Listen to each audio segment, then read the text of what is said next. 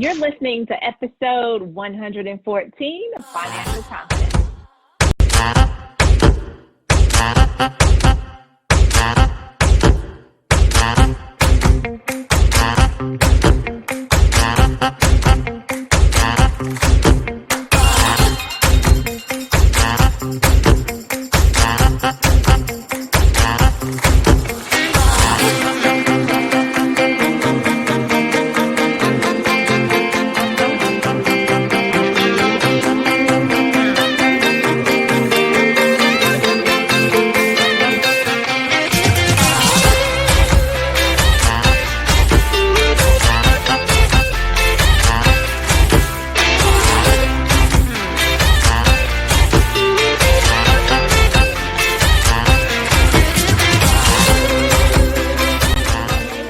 Financial Confidence. I'm Lynn Demons.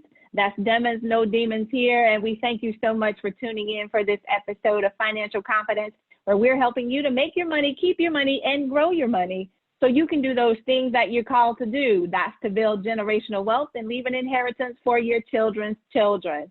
We have an exciting show for you today. So go grab that pen, some paper, or grab that, whatever that device is that you want to take notes on, because I guarantee we're going to drop some juicy nuggets for you today. But before we get to that, we want to hear your money success stories. Don't forget, share your stories with us. Call us at 470-236-8282. Leave us a message and we'll follow up with you. Or you can email us at financialconfidence2020@gmail.com. That's financialconfidence2020@gmail.com. Also, guys, our guiding principle for this show is Matthew 6:33. But seek ye first the kingdom of God and his righteousness, and all these things shall be added unto you. We also implore that you pray over your finances so that you can be a good steward.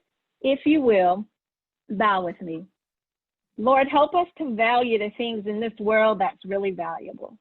That's our relationship with you, our lives, and our families. Help make us responsible stewards of your financial resources, and let us trust your holy word in the eternal glory of our son Jesus. In his name we pray. Amen. Well, guys, we have a super guest in the podcasting studio today. She is the self-proclaimed psychologically unemployable Leah Rutherford. Leah, how are you? I am absolutely amazing. Yes. Well, I just couldn't wait to say that, because when I heard you say that when we talked before, I was like, yes, I love it. I love the enthusiasm that you bring when you said that.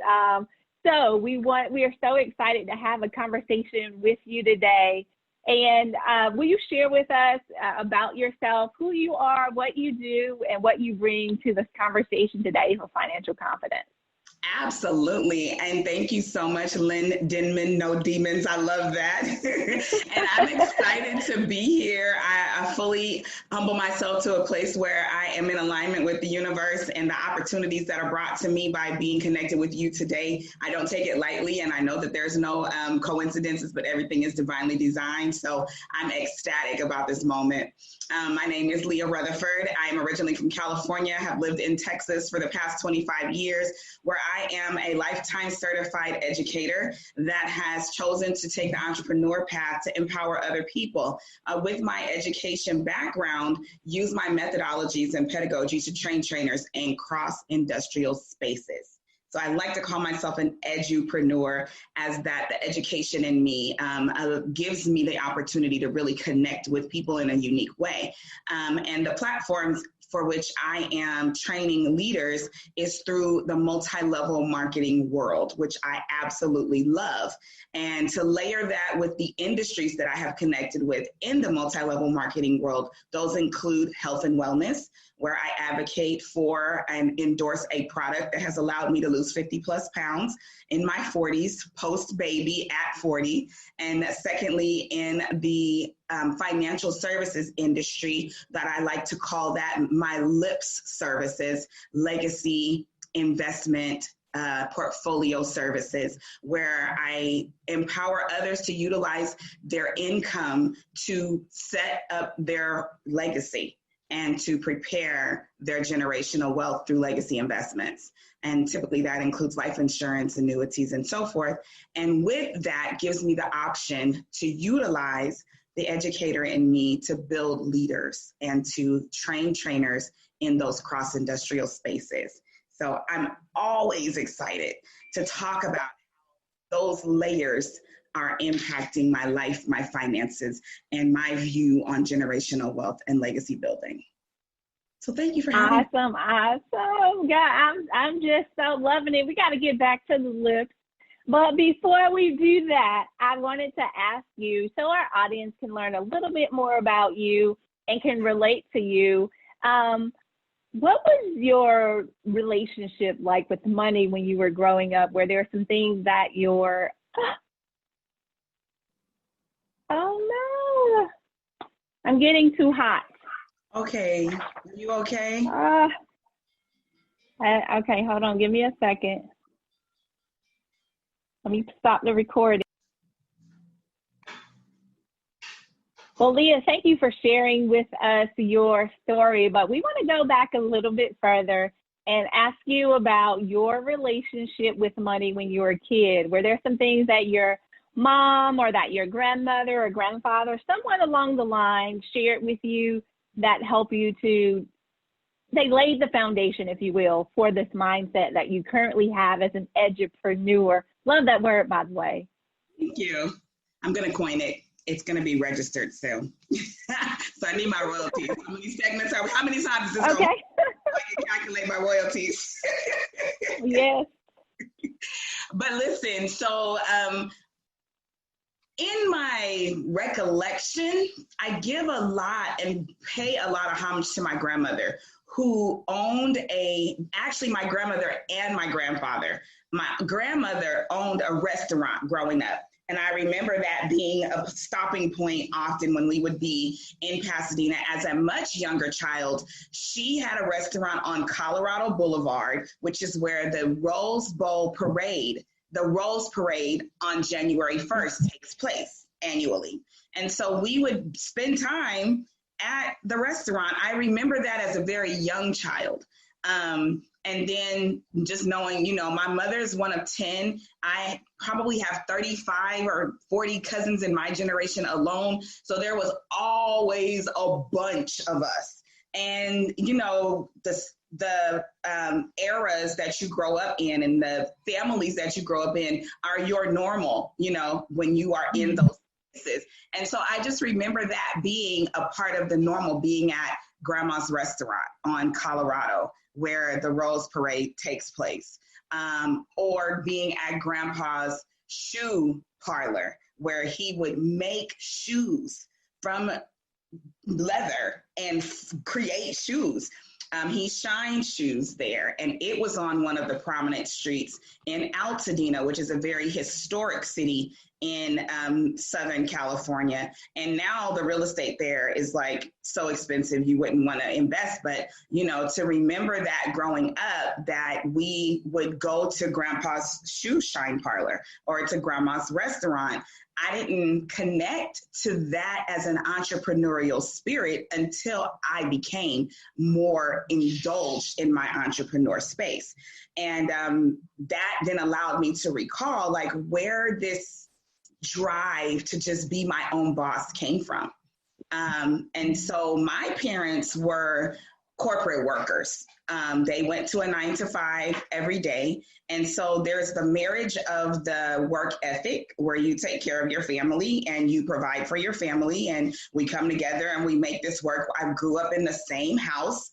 I moved into that house when I was 1. I didn't leave that house until I went to college. So the stability has been a very huge factor in my world. And I think those together were very fundamental. The entrepreneur spirit, the work ethic to provide for your family, and then that stability of this is what we've worked for, this is where we're going to be because we're building something. And that is the builder in me that I know is huge on being able to now look forward and say, I want my grandkids and my great grandkids to know my name because of what I'm building right now. I love it. I love it. I love the way that you tie the different generations together, that you share. You know, that's an amazing story that you share and an amazing background. And to have those types of memories of your grandmother's restaurant or your granddad's shoe store, and then understanding the fact that your parents did work in corporate. So now you being the edupreneur, how you're pulling it, tying it all together, right? And scaffolding it for your generations to come. So I love that. So as you think about that, then, did you work in your grandmother's restaurant or your grandfather's shoe store, or did you have a different first job? So I didn't work in either of those places because I was much younger at that time, but they were definitely places that we could connect with, either going there with my mom. At that point, you know, I was still probably 5 or 6. I was probably a preteen when my grandfather's parlor was across the street from the neighborhood grocery store. So I could walk from home to the grocery store to get groceries and then go to grandpa's shoe parlor. By that time, I was older, but as you're sitting here, I've put on paper that my first job was at Carl's Jr., but as we're sitting here, that's not true. My first job was actually my uncle, who was the eldest in the family, God rest his soul, had a newspaper route.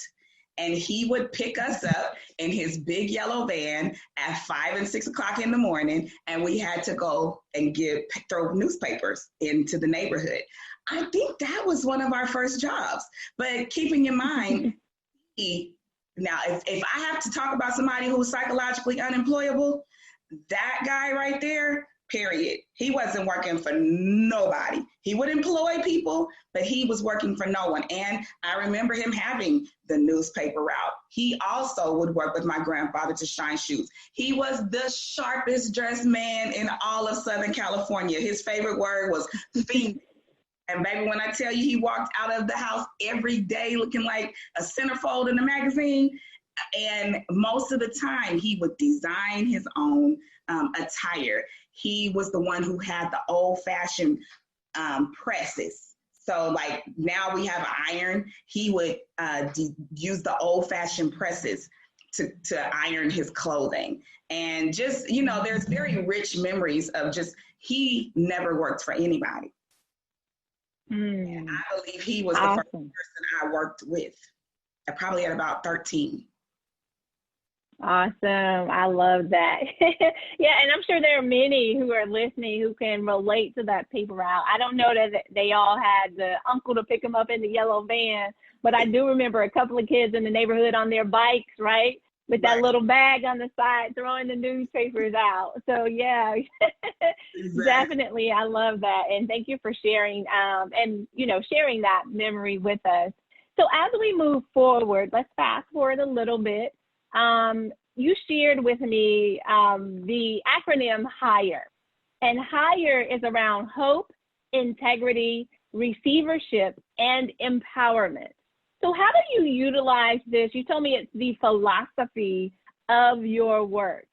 Share with us what that means and how is that incorporated if someone wants to work with you? Absolutely. So when we look at this acronym HIRE, of course, hope is just related to the fact that a lot of times it's difficult for us to look past where we are into a place in the future that we really would like to actualize, even if it's not in our hands right this minute.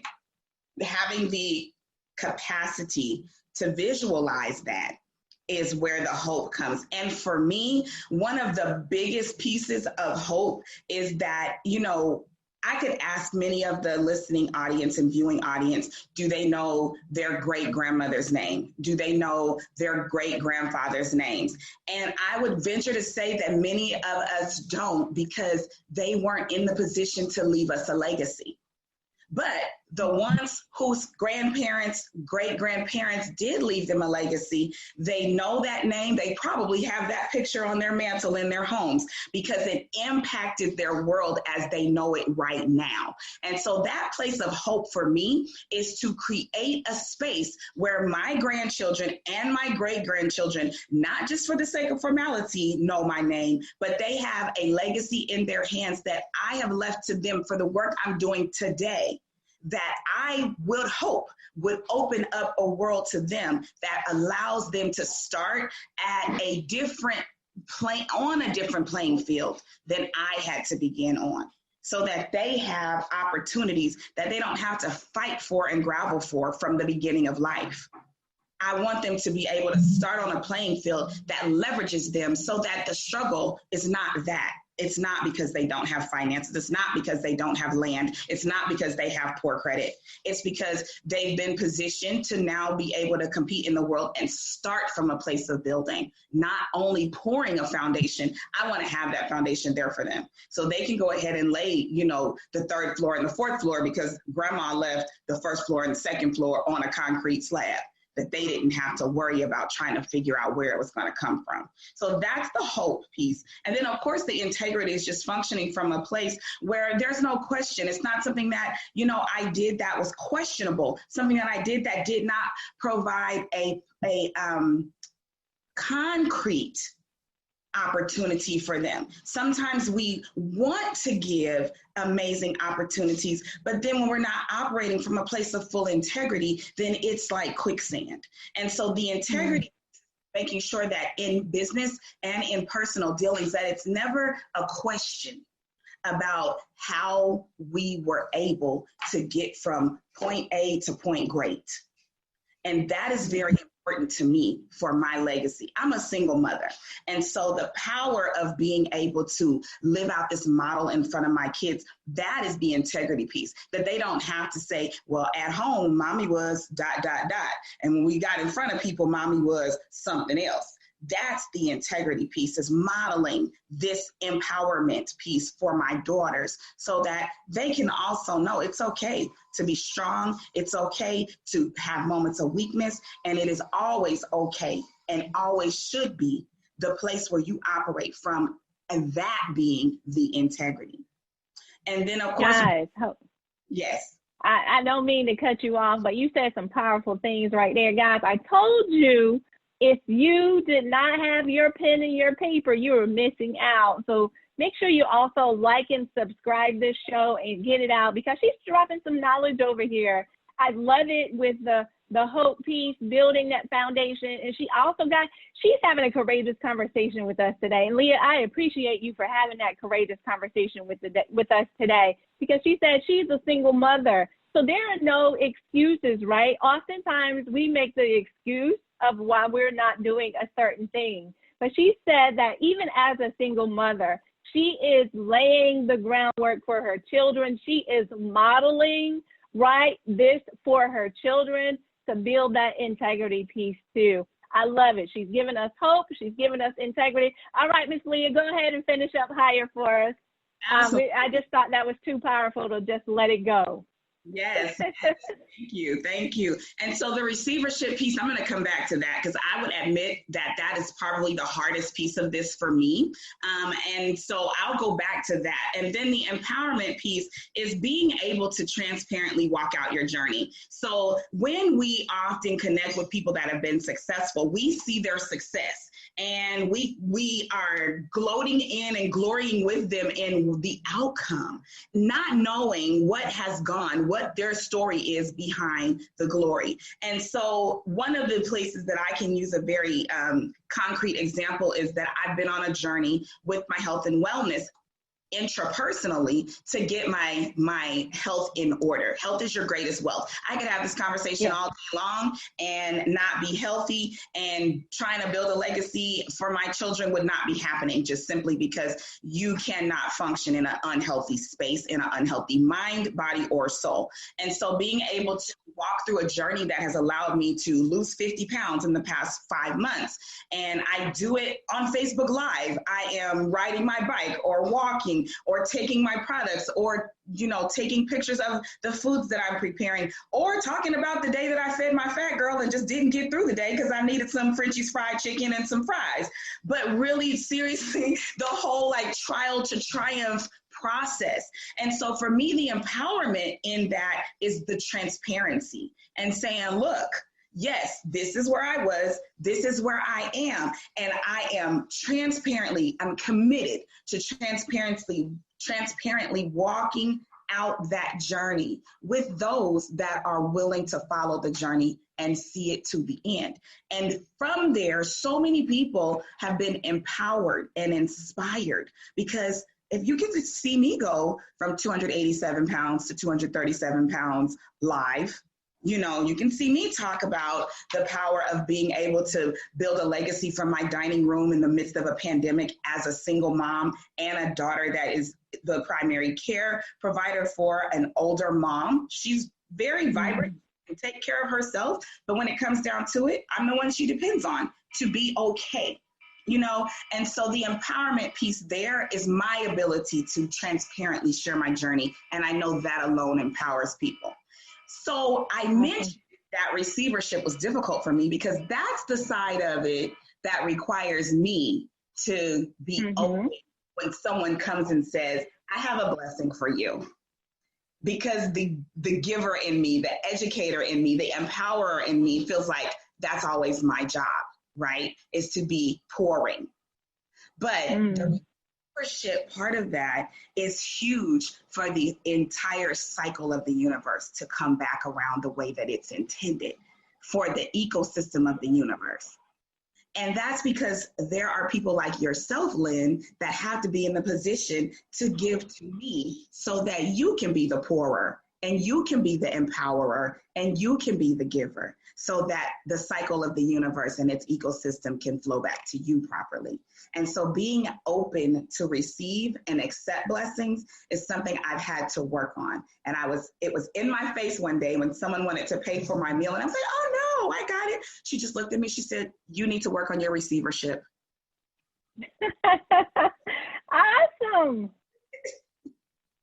You know, that is amazing. And you just spoke to me, and I love how you came into the camera and you did that, right? That receivership piece, that speaks to a lot of us, because oftentimes we don't know how to receive that, right? I know for me, it was a struggle. If someone even gave me a compliment, I didn't know how to receive that. Oh, I like that. You know, it wasn't just, oh, girl, thank you. It's, oh, yeah, thank you. I got it for so-and-so. It didn't cost this, or it's old, or it's, you know, we don't know how to receive that in that way. So I love that you shared that moment of transparency with us as you move forward. So guys, that's higher, right? That's hope, integrity, receivership, and empowerment. If you didn't get anything else, I hope that you got that today.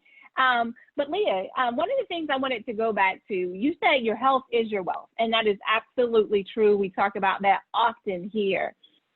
So you mentioned your journey and some of the other things that you use. So what are you using? Because I know some people are also dealing with that part of things as they're working on their finances, also looking at our health, because oftentimes, the truth be told, we think that you can't eat healthy on a certain budget, or you can't eat healthy in a certain way. So what are some of the things that you're doing that may be helpful for the audience?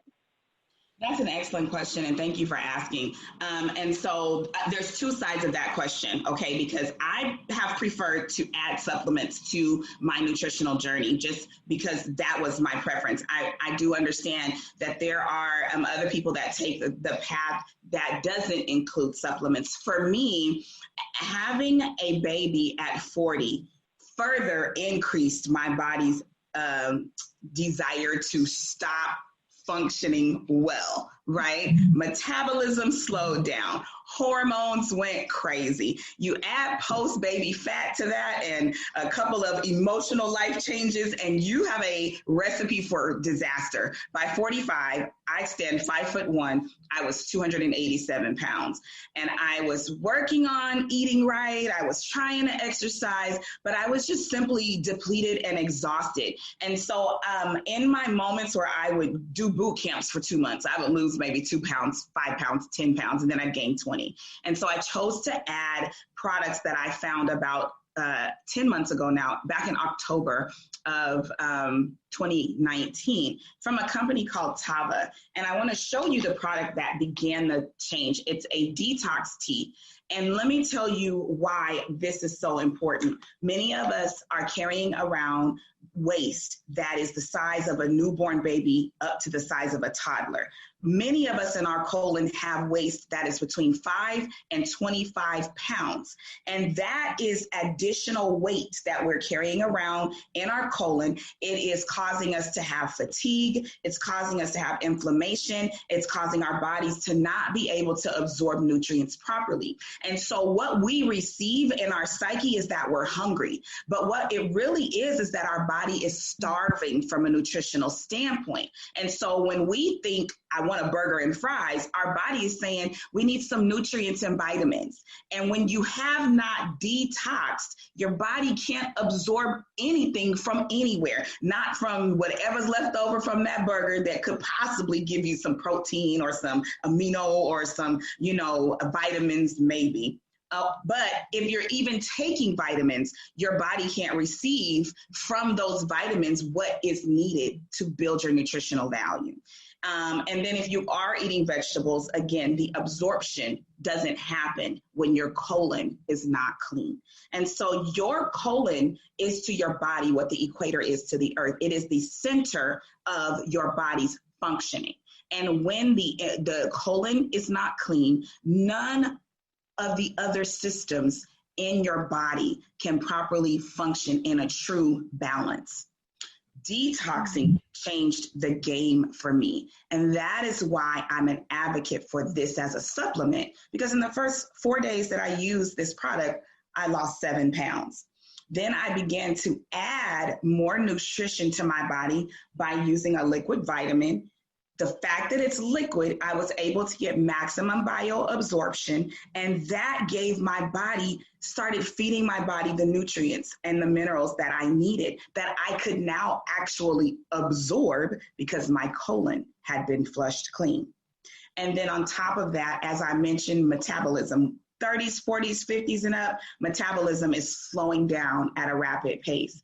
And so being able to not only lose the weight that is lost when that waste moves out of your body, you begin to boost your metabolism, and that burns fat at the cellular level. And so the third product that I've used, which is this Vita Plus, now called Flare, we've just repackaged these, this allowed my weight loss to become permanent. For me, this also shifted. When you have chronic fatigue syndrome, you begin to compensate for not being able to function by doing things like snacking on unhealthy foods, drinking a bunch of coffee, patting your foot because you can't stay awake in a meeting, or just not being present. For me, it was a matter of constantly having to say, wake up, Leah, in the middle of a meeting, wake up, Leah, in the middle of a conversation. When I began boosting my metabolism and infusing my body with this product that has a proprietary blend of herbs and minerals, the fog lifted. I didn't even know I was walking around in a fog of fatigue. When you have chronic fatigue, it's like being a person who can't read and you're an adult. You've learned how to compensate so much that you don't even realize that you're not functioning normally. And when I was able to then realize, wow, I'm no longer in a fog of fatigue.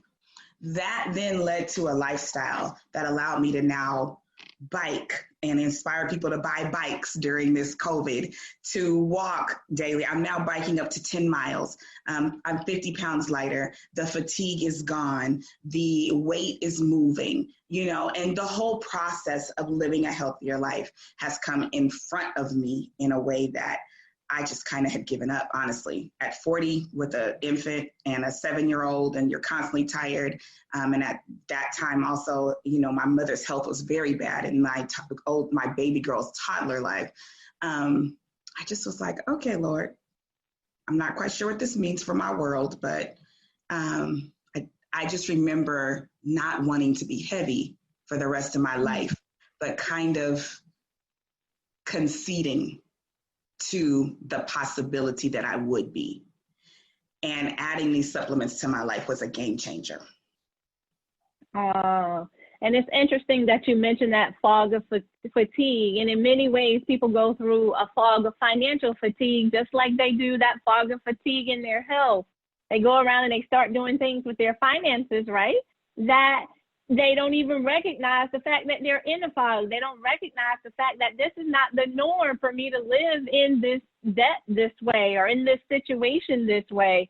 So that fog of fatigue can be financial fatigue, can be fatigue in your health, fatigue in so many different ways. So that's a very powerful story that you shared with us today. And Leah, we definitely thank you for being transparent with us, for sharing with us Hired. That was hope, integrity, receivership, and empowerment. You know, I remembered it. I memorized it now, so I can tell you. Hopefully you did the same thing. So guys, we thank you for tuning in for this show, for this episode. And we want to say, Leah, if there's someone who wants to contact you, what is the best way they can contact you? Are you on social media? You have a website that you would like to share today? Absolutely. You can contact me at my name. That's my tag on Facebook specifically, Leah Rutherford. My email is lean, Lean, to the number 2, lead, LEAD, global @gmail.com. And that's based on a philosophy that you got to be lean to lead, and just being able and lean in so many areas, like you mentioned, lean financially, lean in your heart, mind, body, soul, and money in the holistic wellness space. So Leah Rutherford is, I can be Googled. You Google Leah Rutherford, no H, and you'll find me. So I'm ecstatic about this moment. The last option is also via phone, and that would be 877, and it's Leah, Lea, Speaks, SPKS. 877, Leah, Lea, Speaks, SPKS. Awesome. Leah, we appreciate you so much for sharing with us and stopping by Financial Confidence today. Guys, make sure that you share your money success stories with us. Don't forget to call us and leave a message at 470-236-8282 or email us your story at financialconfidence2020@gmail.com. That's financialconfidence2020@gmail.com. I'm Lynn Demons. That's Demons, no demons here, y'all. We thank you so much for tuning in, and we will see you again next week, the same time, the same place. Don't forget to like and share, because sharing is caring. All right, guys, until then, you stay safe. Run like a